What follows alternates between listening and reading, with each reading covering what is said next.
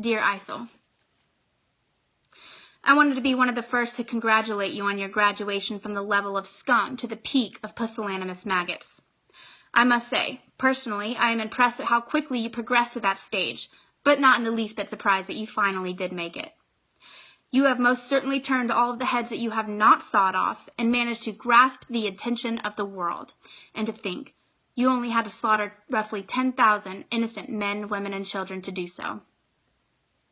For the last 2 years, I have sat in the comfort of my home watching your power-hungry posse of misfits terrorize the world, all while listening to your vitriolic diatribe and farcical sense of reasoning for annihilating those whom you call disbelievers in the name of Allah. It is my understanding, after having educated myself on the foundation of your brutality and the origin of your beliefs, that you will stop at nothing until you accomplish everything. Everything being what your God says is everything, not you. You were once quoted by saying, "We fear not the swarms of planes, nor ballistic missiles, nor drones, nor satellites, nor battleships, nor weapons of mass destruction. How could we fear them, while Allah the Exalted has said, if Allah should aid you, no one can overcome you."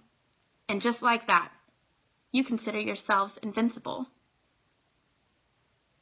Isn't it fascinating how religion works? We, being those who participate in the idea of believing in an intangible entity, become the judge, jury, and executioner to those who do not believe as we do, all in the name of that very being.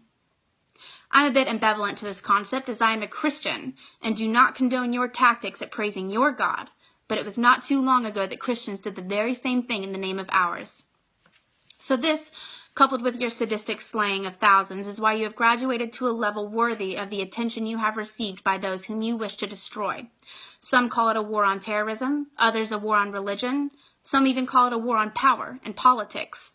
Americans, however, those of us who do not follow blindly and do not fall to our knees in the wake of fear and Islamic extremism, call this a war on life. And if there's one thing I know about my country, it's that her people do not take kindly to those attempting to end it. You see, we have a set of values in this country: pride, honor, integrity. And for years now, we have allowed our leaders to define those values and dictate when we use them and how. I'm sure it will come as no surprise to you that those same leaders are now the individuals who have polished and defined America's bark, but have yet to brush the dust back off her bite. They have sat idly by, twiddling their thumbs and tightening the chains around the necks of my countrymen when they snarl at the taste of Islamic blood. They have implemented rules of engagement so as to spare the destruction and annihilation of those whom you stand aside.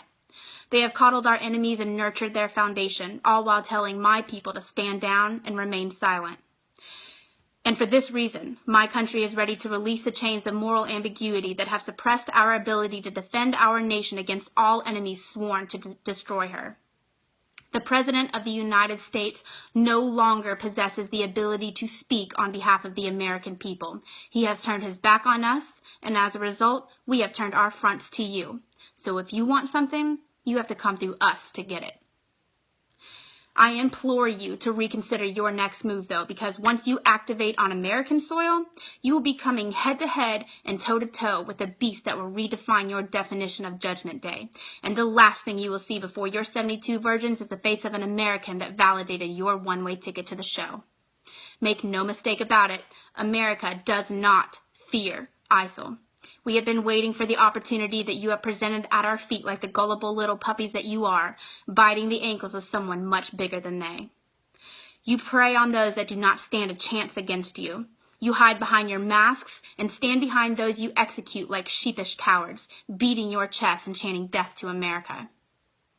You are not invincible to this nation's thirst for blood of our enemies just because your God says you are.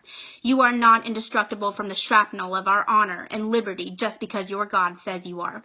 You are not impenetrable to the blade of our country's sword just because your God says that you are.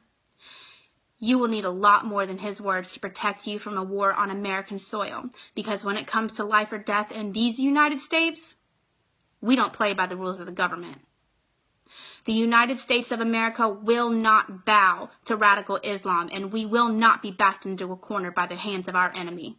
Keep that in mind when you knock on our door, because you cannot possibly begin to fathom what is waiting for you on the other side. Quote for you from my father: ISIS members, every one of you is a pig-eating son of a whore.